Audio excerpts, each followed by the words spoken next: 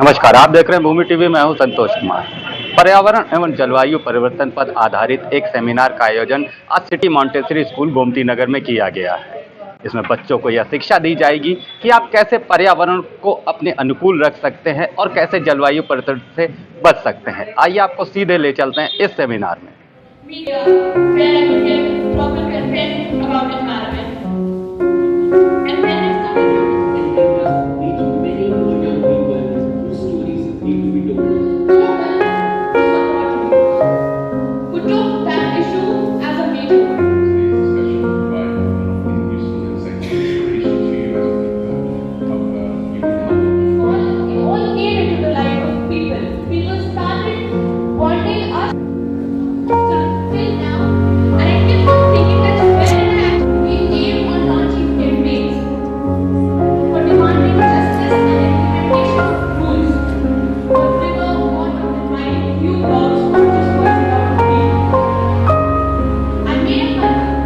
हमारे माननीय प्रधानमंत्री श्री नरेंद्र मोदी जी का जो मिशन लाइफ इनिशिएटिव है, जिसके अंतर्गत हम अपनी दिनचर्या में, अपनी कार्यप्रणाली में क्या छोटे छोटे चेंजेस ला सकते हैं जिससे हम अपनी लाइफस्टाइल को और पर्यावरण अनुकूल बना सकें, उसके बारे में बच्चों को बताने के लिए और यहाँ जो एकत्रित यूथ है उनके विचार सुनने के लिए, क्योंकि पर्यावरण संरक्षण पे ये काफ़ी काम कर रहे हैं, उसके लिए आज यहाँ हम सब एकत्रित हुए हैं।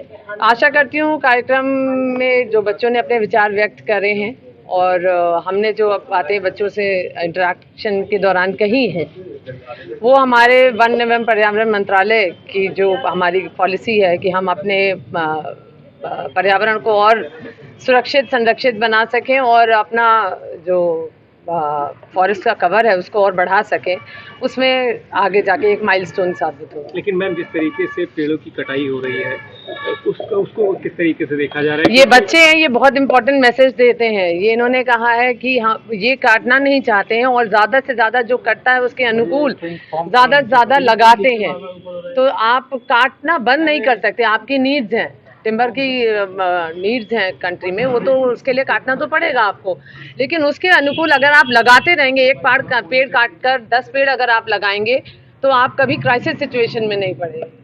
इससे एक और प्रश्न ये बनता है मैडम, जो पूरा इकोलॉजिकल इम्बैलेंस हो रहा है हमारे पूरे जो पर्यावरण को अगर हम देखें, इसमें भी तो बहुत इसकी जो बहुत असर पड़ रहा है, खासतौर पे ये जो हमारे आजकल क्लाइमेटिक चेंज हम देख रहे हैं, बहुत असर पड़ रहा है। और इसीलिए इस तरह की कार्यशालाओं का, इस तरह के इंटरैक्टिव सेशंस को ऑर्गेनाइज करने का बहुत ज़रूरी है, क्योंकि ये जो यूथ है ये बहुत अवेयर है और ये जो बात कहता है उसको सभी सुनते हैं और एक्सेप्ट भी करते हैं। तो यूथ के माध्यम से हम इस मिशन लाइफस्टाइल के जो इनिशिएटिव्स हैं उनको सभी को पहुंचाना चाहते हैं। आई थिंक ये भविष्य में इस तरह के कार्यक्रम और आयोजित करे जाने चाहिए, जिससे कि जो माननीय प्रधानमंत्री का जो भी इनिशिएटिव है वो मिशन लाइफ के अंतर्गत, वो सभी बच्चे उसके बारे में और जागरूक हो सकें। Thank you. कि बच्चे जो हैं वो भविष्य के निर्माता हैं और जो पर्यावरण में जो हो रहा है पूरे संसार में, जिसको कहते हैं आजकल की एक एग्जिस्टेंशियल इशू बन गया है पूरे मानव जाति के मतलब पूरे एग्जिस्टेंस का इशू बन गया है। तो ऐसी परिस्थिति में, विषम परिस्थिति में कौन है जो सबसे ज़्यादा उस विषम परिस्थिति से प्रभावित होगा? वो है जो आज के बच्चे हैं। उन्हें इस संसार में सबसे ज़्यादा लंबे काल तक रहना है। जो अडल्ट्स हैं वो इतने दिनों तक उनको झेलना नहीं पड़ेगा। जिस तरीके से पर्यावरण का सत्यानाश हो रहा है, सर्वनाश हो रहा है, तो उससे जो सबसे ज़्यादा अफेक्टेड होंगे वो बच्चे हैं आज के। तो इसलिए युवा जो हैं उनके अंदर एनर्जी भी होती है, उनके अंदर ये ललक भी होती है कि हमें संसार को एक सुंदर संसार बनाएं, एक ऐसा संसार बनाएं जहाँ पर सभी जने पनप सकें और सभी के स्वस्थ रहें, सभी जो है वो संपन्न रहें।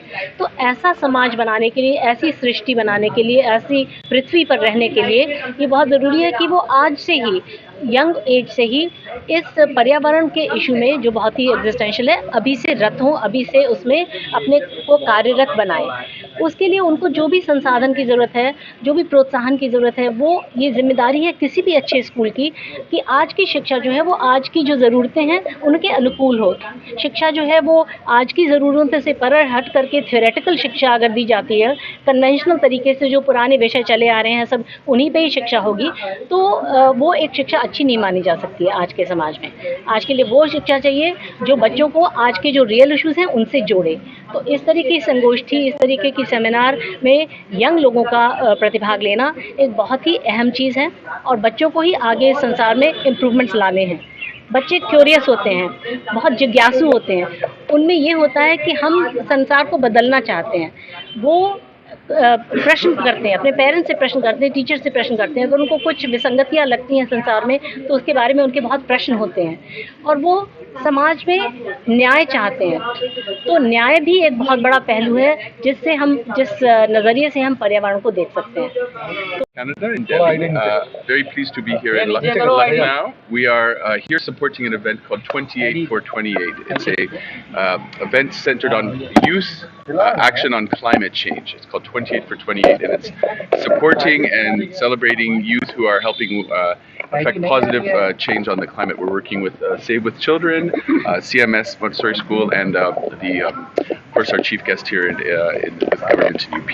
So we're very happy to be here to do it and to celebrate our youth change makers who will be making presentations inside. For Canada, climate change is a key priority, and a lot of the work we do in India is focused on youth and helping them be the change that they need to be in their communities. Thank you. पर्यावरण एवं जलवायु परिवर्तन पर आयोजित इस seminar में कई विशेष संस्थाओं ने भाग लिया। मुख्य अतिथि के रूप में डीआईजी फॉरेस्ट प्राची गंगवार शामिल हुई, जिन्होंने अपने वक्तव्य में कहा कि आज के यूथ को सोचना पड़ेगा कि वे अपने पर्यावरण को अपने अनुकूल रख सकते हैं और कैसे जलवायु परिवर्तन से बच सकते हैं। उन्होंने कहा कि यूथ को आज सोचना पड़ेगा कि यदि वो एक पेड़ काट रहे हैं तो उसकी जगह उन्हें 10 को लगाना पड़ेगा, तभी जलवायु परिवर्तन के विपरीत कारणों से बचा जा सकता है। वीडियो जर्नलिस्ट अखिलेश सिंह के साथ संतोष कुमार, भूमि टीवी, लखनऊ।